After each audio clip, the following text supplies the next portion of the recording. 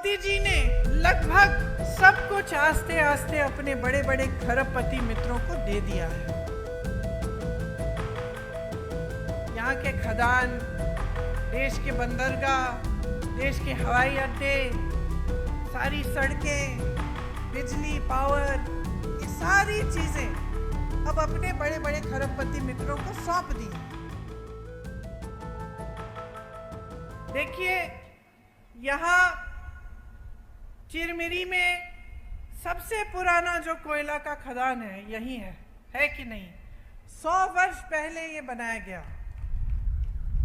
यहाँ जो कोयले का क्षेत्र है वो उसको आगे इंदिरा जी ने बढ़ाया। उन्होंने जो खदान है उनका राष्ट्रीयकरण कराया ताकि आप सबको रोजगार मिले, यहाँ पे खुशहाली आए, और इसी के जरिए लाखों मजदूरों को रोजगार मिला। आज जो देश में राजनीति है वो एक तरह से गरीबों के विरोधी, मजदूरों के विरोधी, श्रमिकों के विरोधी, किसानों के विरोधी राजनीति चल रही है।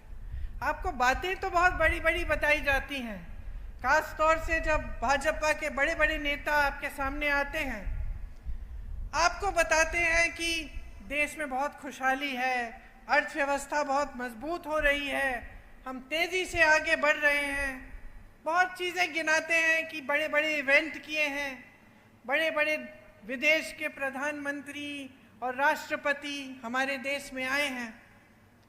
लेकिन जब मैं आपसे कहती हूँ कि आपको गहराई से बातें समझनी है, तो मेरा मतलब ये है कि ये जो नेता आपके सामने आते हैं और ये सारी बातें कर रहे हैं, भाजपा के नेता, खास तौर से मोदी जी,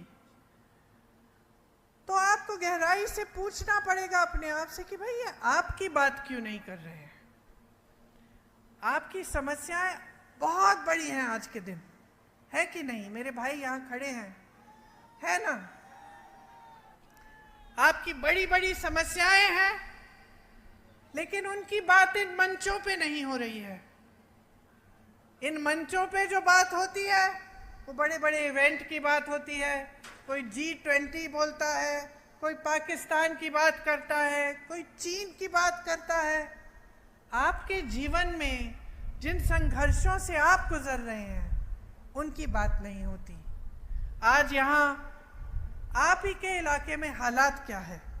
कई खदानें बंद हो गई हैं, हुए हैं कि नहीं? हुए हैं ना? और कईयों का निजीकरण हो गया है। बघेल जी ने बोला बड़े बड़े खरबपति अडानी जी को दिए गए हैं, कांग्रेस के जरिए ये बनवाए गए। यहाँ पे कोरबा कोल फील्ड्स थी, सुपर थर्मल पावर स्टेशन बनाए, लेकिन मोदी जी ने लगभग सब कुछ आस्ते आस्ते अपने बड़े बड़े खरबपति मित्रों को दे दिया है।